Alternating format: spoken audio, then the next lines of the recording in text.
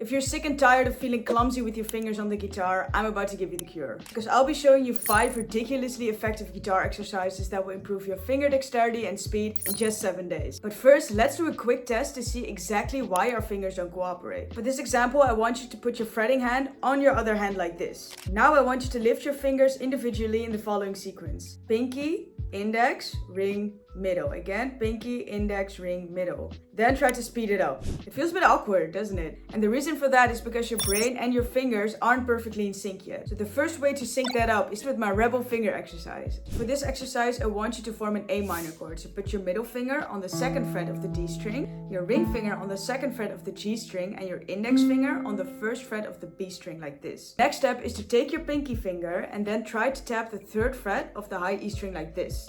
Tap. And then try to tap the 4th fret of that string. Tap. And these 3 fingers of the A minor chord should stay down. So 3rd fret, 4th fret, 3rd fret, 4th fret, and then try to alternate that a few times. This exercise is designed to let your pinky finger, the rebel finger, move independently and really get that one unstuck from the other fingers. So for the second exercise to improve your finger dexterity and speed in just 7 days, we're gonna do the classic spider walk. Now I want you to think of this exercise as a guitar push-up, because when you do a regular push-up, you're training the strength in your shoulders and arms. And with the spider exercise, you're training the strength in your fingers. Alright, so I want you to put your index finger on the 5th fret of the low E string, your middle finger on the 6th, ring on the 7th, and pinky on the 8th. And you're not gonna play the strings, you're really gonna isolate the movement and keep it all over here. But here's the most important rule, and it's crucial to this exercise. Only move one finger at a time. So now I want you to walk these fingers down to the A string with one finger at a time. So start with index, middle, ring, pinky, and then move down to the D string. Index, middle, ring, pinky, all the way until you're at like the 8th fret of the high E string over here. And now we're gonna go backwards up. So for this pattern, you're not gonna move your index first, but your pinky first. So you're gonna go pinky on the 8th fret of the B string, ring 7, middle 6, index 5. And then also all the way up until you're at the 5th fret of the low E string. And then just repeat that a couple times. Please keep in mind that this exercise is not about speed. It's not about going as fast as possible. It's about building the foundation to eventually go fast. So for my 3rd ridiculously effective guitar exercise, we're going to do the leapfrog. And this is basically a continuation of the spider walk, because the spider walk teaches you how to move on to the next string, but the leapfrog teaches you how to be accurate when you jump over one. So for the leapfrog, we're also going to start on the 5th, 6th, 7th, and 8th fret of the low E string like this. But now I want to challenge you to add a little bit of extra coordination. This time we're also going to play the string that is associated to the pattern we move with. So it's going to be 5th fret, 6th fret, 7th, 8th.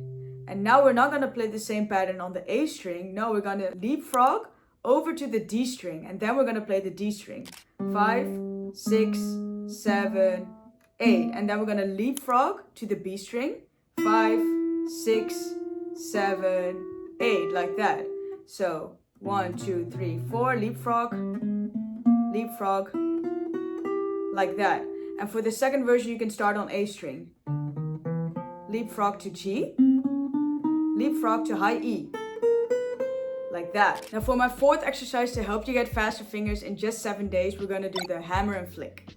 This exercise is so effective because it helps you get the strength and finger independence you need for hammer-ons and pull-offs. And these 2 techniques are essential for getting that smooth, liquid sound that all the guitar pros use. So same starting point as before, index finger, 5th fret, low E string. And here's what I want you to understand, because when you play that string, you're now going to hammer on with your middle finger on the 6th fret of the low E string, and let me show you how to do this. So you're gonna play the string only once over here, so it's 1, and then you're gonna make the second sound with the hammer on. And for this hammer on, it's so important to play right in front of the fret, it's essential. Now we're gonna do the flick part of this exercise, and for this flick part, we're gonna do a pull off. So for the pull off, you're gonna pull your middle finger off of the string, but as you do, you're gonna give it a tiny flick upwards. So you're not gonna pull it all the way like that, you know, across the strings. It's gonna be as if you're replicating this motion with your thumb over here.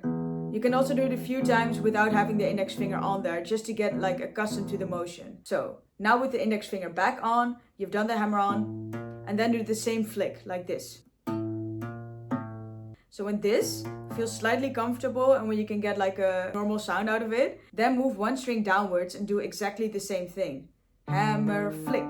Then go to D and work your way downwards until you're at the high E string. The next step is to go horizontal. So instead of doing index, middle, flick, you're gonna do index, ring, flick. And then also move downwards all the strings. And then the next step is to go hammer and flick with your pinky. Hammer, flick, move down, hammer, flick.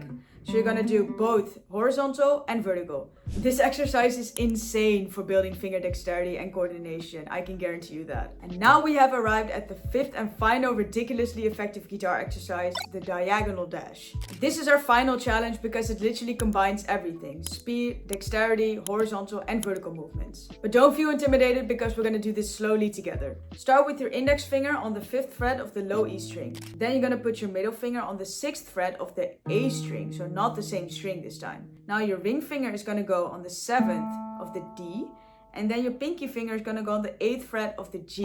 So we're gonna play the 5th fret on E, middle, 6, ring, 7, pinky, 8. And now we're gonna put our index finger on the 5th fret of the G string, so where your pinky is. Remove our pinky, and then we're gonna go back up, so diagonally up. So we're gonna do 5th fret G, 6th fret D, 7th fret A, and then your pinky on the 8th fret of the low E string. So it's gonna be diagonally down, and then diagonally up. Next step is to go down one string. So we're gonna start on the A string, 5, D string, 6, ring finger, 7th, G, pinky, 8th, B. And now we're gonna go in a diagonal line up again. So index finger, 5th fret of the B string, middle finger on the 6th fret of the G string, ring finger on the 7th fret of the D string, and your pinky finger on the 8th fret of the A string. You can also try it on different areas. So this part is harder and this part is easier because here the frets are farther away from each other and here they're close to each other. This exercise is insanely effective because it basically forces your fingers to move in a way that they aren't used to. And this way you can get really creative when you're moving across the fretboard. But here's something extremely important I need you to save in your mind. When you practice these exercises, I want you to burn these 3 golden rules in your mind. These are non-negotiable if you want to get fast, so don't skip any of these. Rule number 1, slow is smooth and smooth is fast. Never sacrifice clarity for speed. So when you do an exercise or when you want to play a solo, practice it slow at first and then pick up the pace. Speed comes naturally at the end. Golden rule number 2 is all about the economy of motion. I want you to watch your fretting hand when you practice. Are your fingers flying away from the fretboard when you're doing any of these exercises? Then train them to stay close and minimize your movements. The less distance that your fingers have to travel, the faster you'll be able to play, guaranteed. And the third and final golden rule is to listen. Do the notes ring out clearly? For example, when you do the leapfrog, does it sound like this? Or does it sound like this? If it sounds buzzy like that, always play right in front of the fret.